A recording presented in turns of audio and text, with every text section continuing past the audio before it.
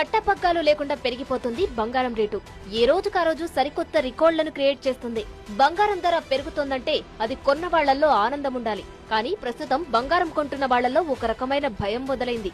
ఎందుకంటే బంగారం ధర నిజంగా పెరుగుతోందా లేక ఎవరైనా కావాలని పెంచుతున్నారా అనే సందేహం వారిని వెంటాడుతుంది. గతంలో జరిగిన పరిణామాలు కూడా అందుకు కారణం. 2025లోని బంగారం ధర 60% పెరిగింది.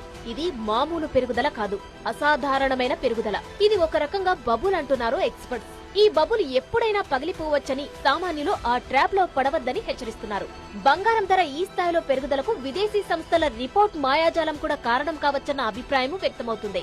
మార్కెట్ గరిష్ట స్థాయిలో ఉన్నప్పుడు గోల్డ్మాన్ సాక్స్, జేపీ మోర్గాన్ వంటి పెద్ద పెద్ద విదేశీ రీసెర్చ్ సంస్థలు బంగారం ఇంకా పెరుగుతుంది అంటూ పాజిటివ్ రిపోర్ట్స్ ఇస్తాయి.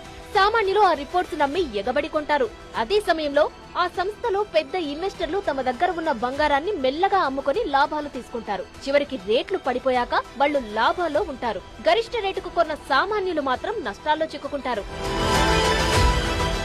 ఏదైనా వస్తువు ధర సప్లై డిమాండ్ మీద ఆధారపడి ఉంటుంది. కానీ బంగారం ధర మాత్రం లండన్, న్యూయార్క్ లో ఉండే కొన్ని పెద్ద బ్యాంకులు కూడబలుక్కొని ధరను ఫిక్స్ చేస్తాయన్న ఆరోపణలు ఉన్నాయి. ఎందుకంటే గతంలో జేపీ మోర్గాన్ బ్యాంక్ స్పూఫింగ్ అనే టెక్నిక్ వాడి గోల్డ్ రేటును అమాంతం పెంచేసింది. కొనాలని లేకపోయినా లక్షల కొద్దీ ఫేక్ ఆర్డర్స్ పెట్టి రేటు పెరిగాక ఆర్డర్స్ క్యాన్సిల్ చేయడమే స్పూఫింగ్ టెక్నిక్. ఈ నేరం బయటపడడంతో ఆ బ్యాంకు ఏకంగా $920 మిలియన్ అంటే మన కరెన్సీలో సుమారు 7,600 కోట్ల రూపాయల జరిమానా కట్టింది. దీన్ని బట్టి మార్కెట్ మ్యానిపులేషన్ నిజమేనని తెలుస్తోంది.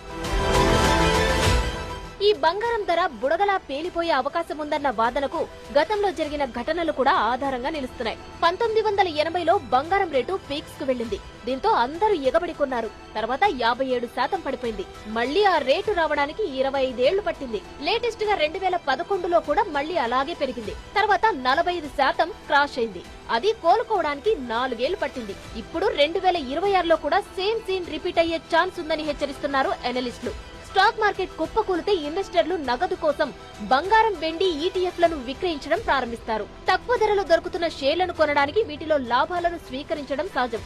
దీనివల్ల బంగారం, వెండి ధరల్లో పెద్ద ఎత్తున దిద్దుబాటు వచ్చే అవకాశం ఉంటుంది.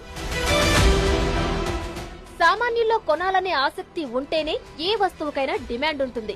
ఒక్కసారి వారికి ఆ సెంటిమెంట్ పోతే దాని ధర ఎంత పెరిగినా తగ్గినా పట్టించుకునే వాళ్లు ఉండరు. ఇప్పటికే పేదలకు దూరమైన బంగారం మధ్యతరగతి ప్రజలకు కూడా త్వరలోనే అందరి సరుకుగా